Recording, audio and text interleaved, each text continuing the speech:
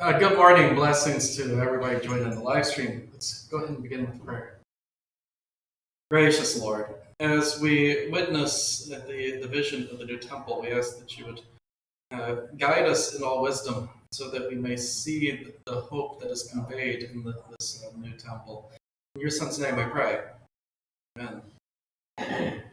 All right, so in case you haven't guessed, we're in the passages about the new temple. And we now have like 90 some verses. 91, in this section there we get to talk about the new temple a little more, but yes. Yeah. Better part 3 verses, 3 chapters. Yes. So a fair bit of detail is going to be given.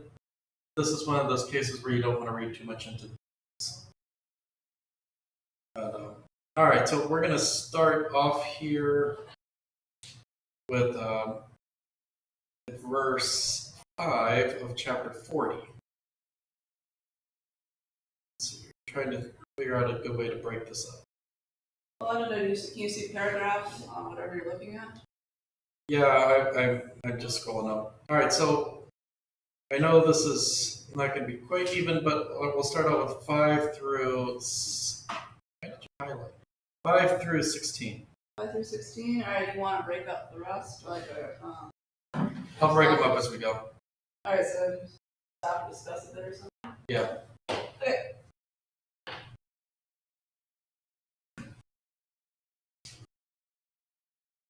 Alright, so somebody start? Yep. Okay. And behold, there was a wall all around the outside of the temple area, and the length of the measuring reed in the man's hand was 6 long cubits, each being a cubit and a handbreadth in length. He measured the thickness of the wall, 1 reed, and the height, 1 reed. And he went into the gateway facing east, going up its steps, and measured the threshold of the gate, 1 reed deep. And the side rings, 1 reed long and 1 reed broad, and the space between the side rings, 5 cubits.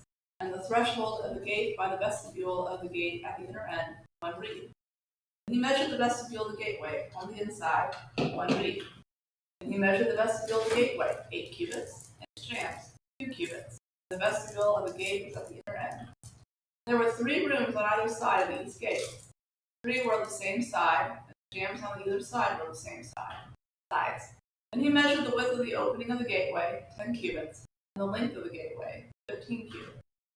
There was a barrier before the side rooms, 1 cubit on either side. And the side rooms were 6 cubits on either side.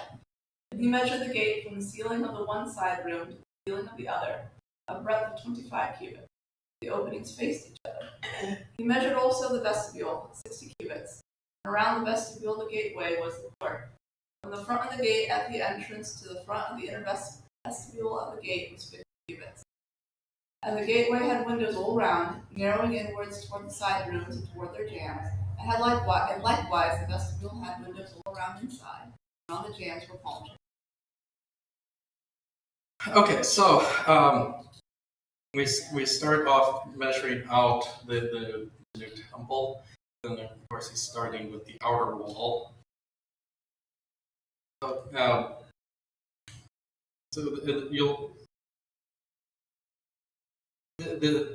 You can think in terms of the tabernacle, where it had the outer curtain, and then that separated it off from the rest of it. Well, this is what that is.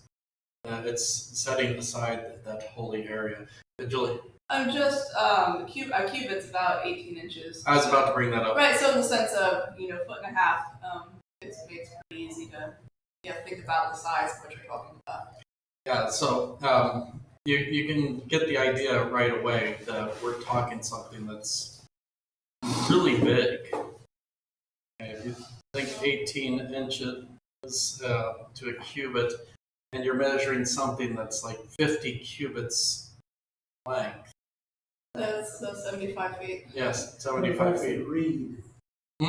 Reed. Yeah, the reed was a cubit and a handbreadth, so a long cubit. Yes. 6 long cubits, actually. So it would have been, 9 feet plus some. Yeah, a long cubit is supposedly 21 inches. 21 inches, so if you could add it on 3 more, I can see that. So about 10. So, right. So, yeah. So 6 long cubits is probably around 10 feet. Yeah. A little more, 10 and a half, I guess. So we're already getting the idea that this place is positively huge. But I was thinking those are thick walls. If they're 10 feet thick and 10 feet high. Yep. That was how thick the walls were. The measurements here do not correlate with or I should say, they're not the exact measurements of the rebuilt temple. So what exists in Jerusalem, or would have existed in Jerusalem, is not the same size as this. That's honestly going to be rather hard. In Revelation, the city was new. Mm-hmm. Was there? There wasn't. Yeah, there's no temple. Again, this is what this is why I keep reinforcing the idea that Ezekiel and John see the same thing from two different perspectives, being on either side of the resurrection. So Ezekiel's going to still see things in terms of the temple. John's going to see things in terms of the resurrection, and with the resurrection restoring creation to what it should be. Now there's no temple; there's just a garden, basically. Though in terms of Revelation, he puts the garden in terms of the city of Jerusalem. Angela? Oh, I was wondering, I mean, is it fair to think that, like, I don't know, Jesus is like the culmination of the temple, like in the end, he is the temple? Yeah, Jesus. Well, John just comes right out and says that there is no need for the temple for God to dwell directly with His people, and that it has been the understanding of the church for time immemorial, almost, and that Jesus is the temple, which is why we don't need the temple in Jerusalem anymore. So He is the temple. All right, so let's move on here. We'll do the outer court and the north gate together. So 17 through 23. Then he brought me into the outer court, and behold, there were chambers and a pavement all around the court. 30 chambers faced the pavement, and the pavement ran along the side of the gates, corresponding to the length of the gates. This was the lower pavement. Then he measured the distance from the inner front of the lower gate to the outer front of the inner gate. You can pause. The cheese on the counter, the ice is included. And there's a chair over there, you can go sit and greet people if they come in. Then he measured the distance from the inner front of the lower gate to the outer front of the inner court, 100 cubits on its east side and on the north side. As far as the gate that faced towards the north, belonging to the outer court, he measured its length and its breadth. Its side rooms, 3 on either side, and its jambs and its vegetables were the same size as those of the first gate. Its length was 50 cubits, and its breadth was 25 cubits. And its windows, its vegetables, and its palm trees were of the same size as those of the gate that faced towards the east. And by 7 steps, people would go up to it and find its vegetable before them. And opposite the gate on the north, as on the east, was a gate to the inner court, and he measured the gate to gate 100 cubits. All right. So 100 cubits is half a football. Yeah. Pastor, is this, Jesus says he's going to prepare a place for us. Yeah. These places are prepared for us. Okay, so the question is, are the places being described here the places that Jesus is going to prepare for us? And the answer is no. Because the place that Jesus prepares for us is a twofold thing. One, it's a place at the table of the feast. Also, when Jesus describes what we are going to, where he says, "Now, for in my Father's house there are many mansions," he is he's describing something more than just having a room off the vestibule, off the gate. So it's more that we're going to a very lavish dwelling. So it's actually more than what we're seeing here. All right, so let's see here. We just did the north gate, so yeah. And there was a part of me that just wanted to joke about, wait, we were at North Gate and there's no mention of the Dixie Chicken. Somehow a division of heaven, I don't know if that precisely. Yeah. Well, they do have decent food at the Chicken. If you're not familiar with College Station, North Gate is the section just outside the north part of the campus that has a lot of bars and restaurants. And bookstores, too. All the things a college student needs. Yeah, all the things a college student needs. All right. We're going to do 24 through... Let's just do 24 through 27. And he led me toward the south, and behold, there was a gate on the south. He measured its jambs and its vestibule. They had the same size as the others. Both it and its vestibule had windows all around, like the windows of the others. Its length was 50 cubits, and its breadth was 25 cubits. And there were 7 steps leading up to it, and its vestibule was for them, and it had palm trees on its jambs, one on either side. And there was a gate on the south of the inner court, and he measured from gate to gate toward the south 100 cubits. All right, so you get this idea of it being very symmetrical, with entrances from all directions. Generally, when people are looking at that, they're going, okay, so this means there's access for the 4 corners of the world. But there is also the one gate, the east gate, which is the King's Gate.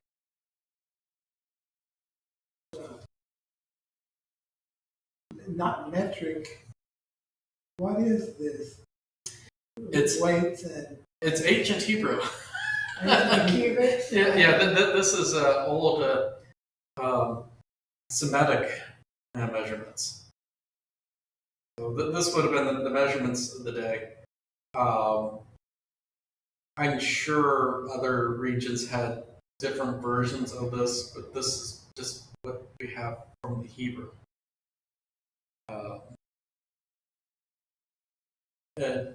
And to some extent, it kind of makes sense. And then, 18 inches would be probably the approximate length of, say, a forearm or something. Which is how a lot of old measurements were done. Usually, to standardize things, they did it. It would be like the measurement of the king's arm or something, or the measurement of his foot, so that they would have a standardized measurement. And that they just based it off how big is the king. yeah. Okay, then they got a new king and had to go back and change everything. Yep, exactly. It probably just started with whoever was the first king to organize things. And then it just became a tradition. It messes things up to change the measurements, but that's also why measurements weren't precise. So we get weird things when we convert them to our measurements. They don't quite fit. I mean, if they didn't have a reference cubit, then it would probably drift here and there. Yeah, and in fact, that actually happens. So, all right, a little bit of a sidebar here. One of the challenges for doing absolute precise measurements is the fact things do not remain the same. So, great care has been taken to construct reference measurements. So there's the International Foundation of Measurements, I think that's what it's called. But whatever its official name is, that's what it is. They're the standards group that provides the reference for measurements across the world. And they have very specially made things that they keep in serious environmental control to make sure that they remain the same as much as possible. So, yeah, Julie. International Bureau of Weights and Measures. There we go, International Bureau of Weights and Measures. International, that's worldwide. Yeah, it's worldwide. So that's metric. Yeah. And it is, in fact, yes, maintaining the reference things for the metric system. Yeah, it is. They do the metric. And so they like have a specially made weight that is the official gram. And similarly, like the official kilogram. And they use a very unique metal alloy to do it because it's not supposed to be very corrosion resistant, all that kind of stuff. Things that would normally change, even just by an atomic level. That they keep it so that it doesn't change. Actually, that is what they used to do. But even then, with all their precautions, it still changed on an atomic level. And so now they all define it off of things like, kilograms defined. It's all defined off of physical properties. The kilogram is setting the Planck constant to 6.62607015 times 10 to the negative 34th joule seconds, given the definition of meter and second. And meter is a distance traveled by light in vacuum in 1/299,792,408 thousandths of a second. And you just spoke Greek to everybody in the Right. building. I mean, but the point being, even the reference meter changed. The reference kilogram changed over time. The reference meter changed over time, despite all that. So they now define it off physical quantities. See, I thought they still maintain. They still may have a thing, but it's not the official. The definition isn't off that thing sitting right there anymore. So because even that wasn't good enough. But yeah. So great care was to provide precision, especially because so many things are built to higher lower tolerances. Finer tolerances. That's a good one. So, for instance, this is actually one of the differences between automakers.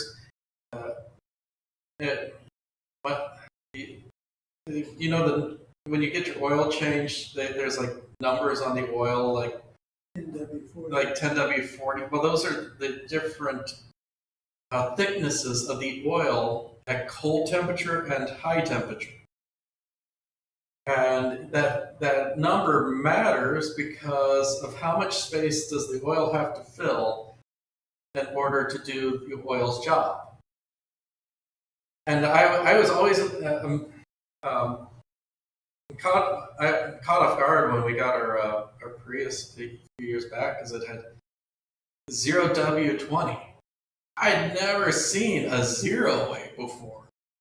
And I just recently came across somebody who was explaining the engineering of it. He goes, yeah, they have to have the zero weight because their tolerances are so fine it takes that thin of an oil to make it through. They're not really oil, are they? No, it is oil. Well, synthetic, I guess. Even synthetic, the definition of synthetic is the recreation of something that occurs in nature. So molecularly, it is still. So molecularly, it is the exact same thing as your conventional oil. The differences tend to be in the additives which make it possible. All right. enough of that. Let's go on to the inner court. Alright, 28 to what? 28, and this is why I separated out the short section, 28 to 43.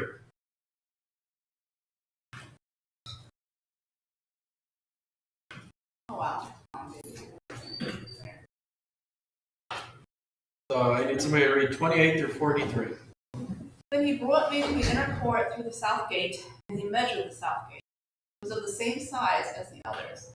Its side rooms, its jambs, and its vestibule were of the same size as the others. Both it and its vestibule had windows all around. Its length was 50 cubits, and its breadth 25 cubits. And there were vestibules all around, 25 cubits long and 5 cubits broad. Oh, and 43 is not even of the same chapter, Keith. What? Oh, no. Okay, that's 31. I just didn't get it one. Never mind, that's on me. Its vestibule faced the outer court, and palm trees were on its jambs, and its stairway had 8 steps. Then he brought me to the inner court on the east side, and he measured the gate. It was the same size as the others. The side rooms, its jambs, and its vestibule were of the same size as the others. Both it and its vestibule had windows all round. Its length was 50 cubits, and its breadth 5 cubits. Its vestibule faced the outer court, and had palm trees on its jambs on either side, and its stairway had 8 steps. Then he brought me to the north gate, and he measured it, of the same size as the others. Its side rooms, its jambs, and its vestibule were of the same size as the others. It had windows all around. Its length was 50 cubits, and its breadth 25 cubits. The vestibule faced the outer court, and had palm trees on its jambs on either side. The stairway had 8 steps. There was a chamber with its door in the vestibule of the gate. The burnt offering was washed. And in the vestibule of the gate were 2 tables on either side, on which the burnt offering and the sin offering and the guilt offering were slaughtered. And off to the side, on the outside as one goes up to the entrance of the north gate, 2 tables. And off to the other side of the vestibule of the gate were 2 tables. 4 tables were on either side of the gate, 8 tables on which to slaughter. And there were 4 tables of hewn stone for the burnt offering, a cubit and a half long, and a cubit and a half broad, and 1 cubit high, on which the instruments were to be laid with which the burnt offerings and sacrifices were slaughtered. And hooks, a handbreadth long, fastened all around within. And on the tables the flesh of the offering was to be laid. All right, so in case you didn't realize, the inner court is where the sacrifices happened. Yeah. Yeah, so if you were living in those days, this is where you would bring your turtle doves, your lambs, your bulls, and the priest would do the requisite sacrifice right there. And they describe something absolutely massive. So burnt offering, sin offering, and guilt offering? Yeah, those were 3 major offerings that the people would offer. Well, I get the guilt and sin, but what's the burnt? Burnt offering is a little bit broader of a definition. It actually includes sin and guilt, Okay. but it also includes the various sacrifices of Thanksgiving. And the idea there is that you take that portion of the sacrifice that is God's portion, and you put it on the altar and it gets burned. And then the priest keeps their portion. That's how they were compensated and fed, and their families fed. And the penitent would take their portion, and they would have it prepared there at the temple, and they would have a feast, not where they are acknowledged as being returned back to the people of God. I like to refer to it as the precursor to communion, because it carries that very same idea that you are united to God and His people through this meal. And that's exactly what happens. So, but the burnt offering is that's where they put the stuff that was for God, and they lit it on fire. Yeah. Looking in Leviticus, when they're talking about sin offerings were specifically or if anyone sins unintentionally in any of the Lord's commandments about the things not to be done and does any one of them. And then guilt offerings was a breach of faith and sins unintentionally in any of the holy things of the Lord. And such. And then burnt offerings sounded like it was for atonement and such. I guess so. There's also, I guess, grain offerings and peace offerings. Yeah.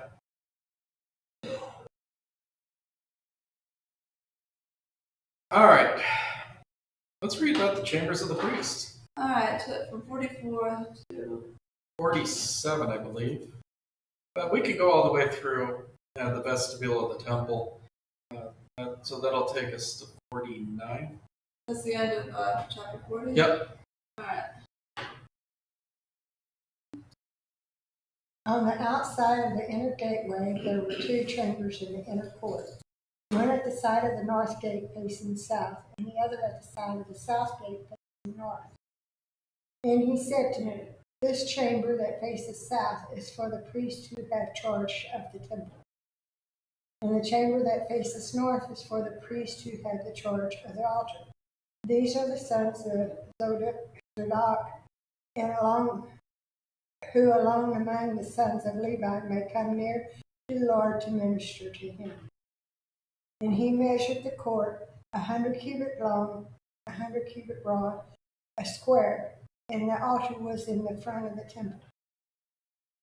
Then he brought me to the vestibule of the temple and measured the gems of the vestibule, 5 cubits on either side, and the breadth of the gate was 14 cubits, and the side walls of the gate were 3 cubits on either side. The length of the vestibule was 20 cubits, and the breadth of the 12 cubits, and people would go up to it by 10 steps, and there were pillars beside the gems, one on either side. All right. So we've got the priests and their little area to do what they need to do. And it's divided up by what charge they have. So, one group is in charge of taking care of the temple, the other group is taking care of the stuff that happens at the altar.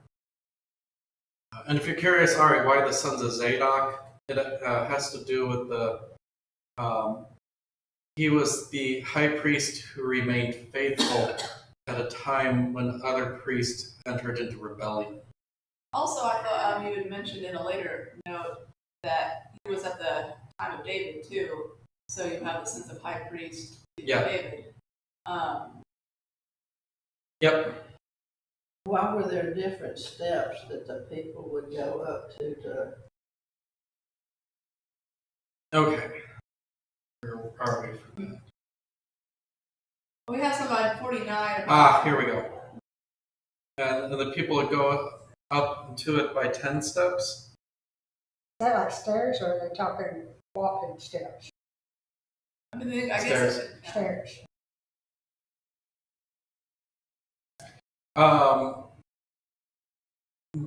Likely that has to do with the fact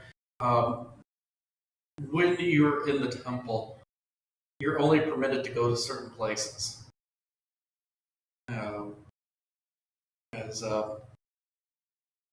there were degrees of purity required. And so there were specific areas set that anybody and everybody could come in to do things. But granted, that was more towards head of household. So there was like in the temple in Jesus' day, there was a specific courtyard for the ladies to go to. And the head of households, they would be the ones who would enter into the inner courtyard to offer the sacrifices.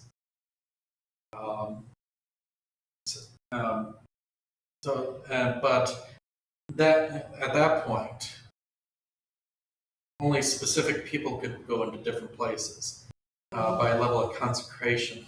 So the Levites, they would, when they were serving, they would be consecrated and they would be allowed into the holy place. So that, which was closer to the Holy of Holies. And then for whoever was serving as high priest, they would be consecrated to an even greater degree and would be allowed to enter into the Holy of Holies.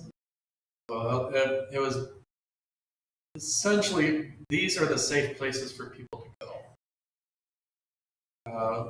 So for your average person, there wasn't a lot you could go into because you hadn't been consecrated for that service.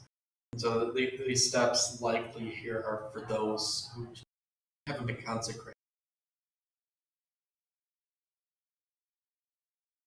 All right.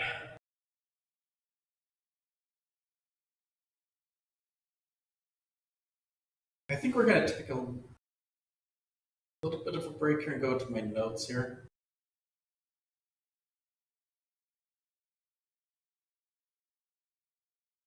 All right, so as I was saying earlier, don't get overly hung up about the exact measurements. A lot of them are just unusually large, but they do follow the pattern of the temple. You can get a basic idea of what the temple's construction is like from their pattern, but don't try to read too much into the details. This is one of those places where you can really lose the forest by looking at the trees and end up with a completely wrong idea. Well, by those measurements, you could actually kind of sketch it out. Yeah, you can sketch it out. Yeah. And have an idea of it. Mm-hmm. And as I have up my notes, I remember that New Jerusalem's like approximately 1,300 miles cubed. That's big.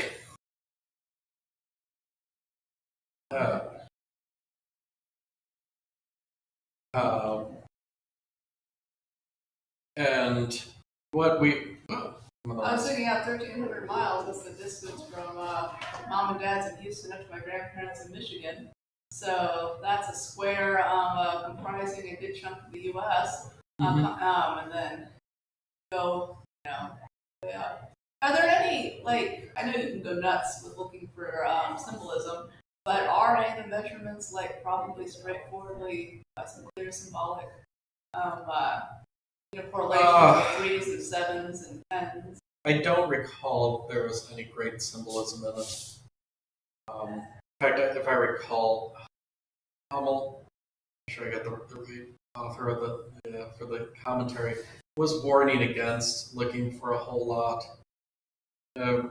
Because that's a trap that numerologists have fallen into.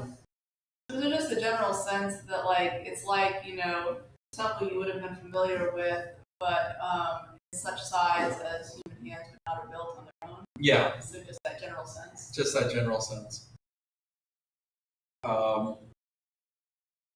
And one of the things Hummel notes is that some of the artwork here, the details suggest the restoration of paradise. Yeah, I was wondering that, like, there's a lot of emphasis on palm trees. Yeah. Does that, like, say oasis or something? Yeah. It says oasis, it says garden. Just, generally nice place. And who doesn't want to go spend some time down at the beach?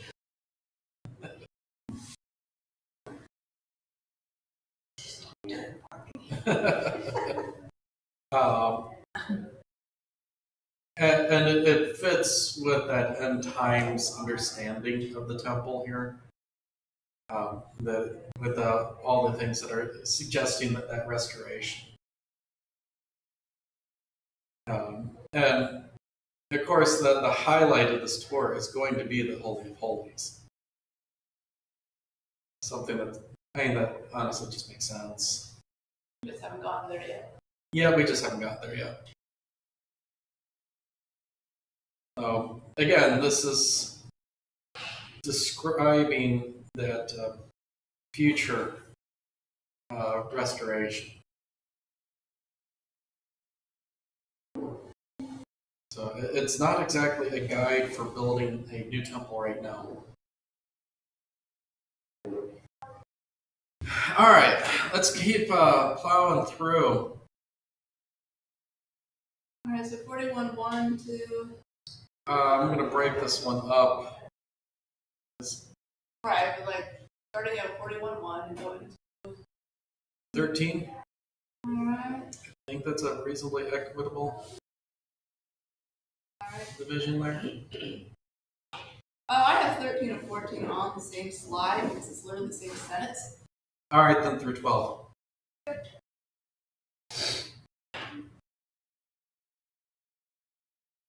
Then he brought me to the nave and measured the jambs. On each side 6 cubits was the breadth of the jambs, and the breadth of the entrance was 10 cubits, and the side walls of the entrance were 5 cubits on either side. And he measured the length of the nave 40 cubits, and its breadth 20 cubits. Then he went into the inner room and measured the jambs of the entrance 2 cubits, and the entrance 6 cubits, and the side walls on either side of the entrance 7 cubits. And he measured the length of the room 20 cubits, and its breadth 20 cubits across the nave. And he said to me, "This is the most holy place." Then he measured the wall of the temple 6 cubits thick, and the breadth of the side chambers 4 cubits all around the temple. And the side chambers were in 3 stories, one over another, 30 in each story.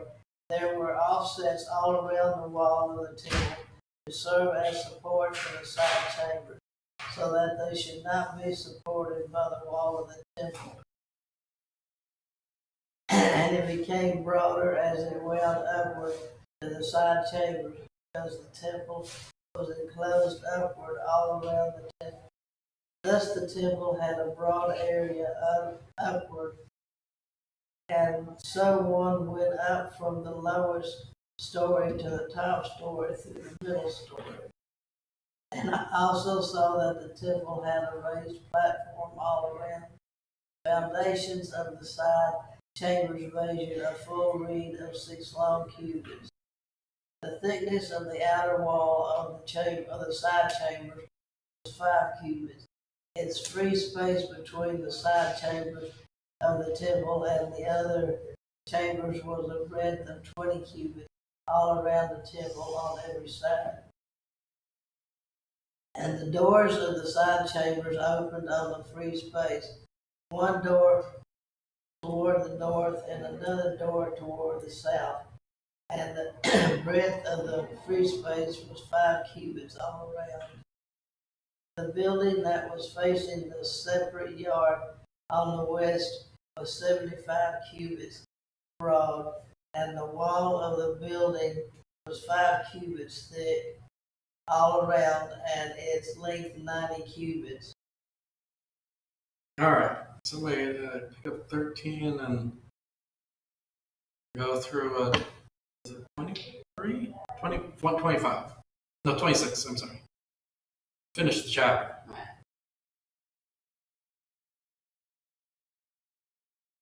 Then he measured the temple 100 cubits long, and the yard and the building with its walls 100 cubits long, and also the breadth of the east front of the temple and the yard 100 cubits.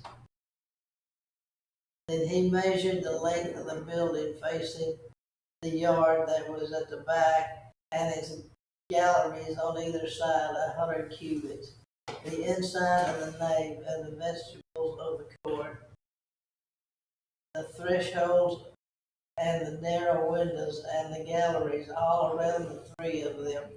Opposite the threshold were paneled with wood all around from the floor up to the windows. Now the windows were covered to the space, to the space above the door, even to the inner room and on the outside. And on all the walls all around, inside and outside, was a measured pattern. It was carved of cherubim and palm trees palm tree between the cherub and cherub. Every cherub had 2 faces, a human face toward the palm tree on the one side, and the face of a young lion toward the palm tree on the other side. They were carved on the whole temple all around. From the floor to above the door, cherubim and palm trees were carved similarly on the wall of the nave. The doorposts of the nave were squared, and in front of the holy place was something resembling an altar of wood, 3 cubits high, 2 cubits long, and 2 cubits broad. In its corners, its base, and its walls were of wood. He said to me, "This is the table that is before the Lord." The nave and the holy place each had a double door. The double doors had 2 leaves apiece, 2 swinging leaves for each door. And on the door of the nave were carved cherubim and palm trees, such as were carved on the walls. And there was a canopy of wood in front of the vestibule outside. And there were narrow windows and palm trees on either side, and on the side walls of the vestibule, the side chambers of the temple, and the canopy. All right. Sure, we're going to make you go hoarse. All right, so really quick, because we're just about out of time. One thing I want to point there is the carvings, particularly the carvings of the cherubs, where it describes on one side you have the human face, and the other side you have a lion's face. That is very reminiscent of the description of the creatures surrounding the throne of God, which have 4 faces, one of which is a lion, one of which is a human face. So you get that idea of a partial vision of the gathering of the saints around the throne of God that John sees. Again, this is just another illustration of how Ezekiel is seeing things from before the resurrection, and John is seeing things in light of the resurrection. There's a more fuller picture that is the accomplishment of the resurrection opens more for us to see. Or to use the term Paul talks about, the veil is taken away from our eyes. Am I wrong, or am I thinking of something else? But on the Ark of the Covenant, didn't they have the cherubims? Mm-hmm. Yeah, there's 2 angels facing each other, and they formed the mercy seat. Yep, they're on there. So you're not wrong if you're starting to think along Indiana Jones and the. Well, I wasn't thinking The of Raiders of that. the Lost Ark. I was just thinking that I had read it somewhere else. Yeah, that was one of the things I appreciate about Lucas and Spielberg is they decided they wanted to try and make the Ark look as much as they could, like the description in the scriptures. So, yeah, but which is why I brought it up. It is because of its pop culture reference. A lot of people are familiar with it. But yeah, so yeah, you got the 2 angels sitting on the which again is going to point us towards that. What John sees, where the creatures. And similarly, we can see that in the beginning of Ezekiel when he's describing God sitting upon his throne, and the angels are holding the throne and carrying it around. So, with that, we're out of time.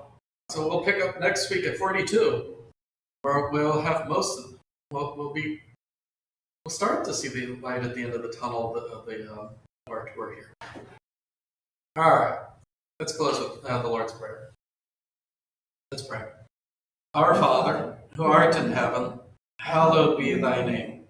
Thy kingdom come, thy will be done, on earth as it is in heaven. And give us this day our daily bread. And forgive us our trespasses, as we forgive those who trespass against us. And lead us not into temptation, but deliver us from evil. For thine is the kingdom, and the power, and the glory, forever and ever. Amen.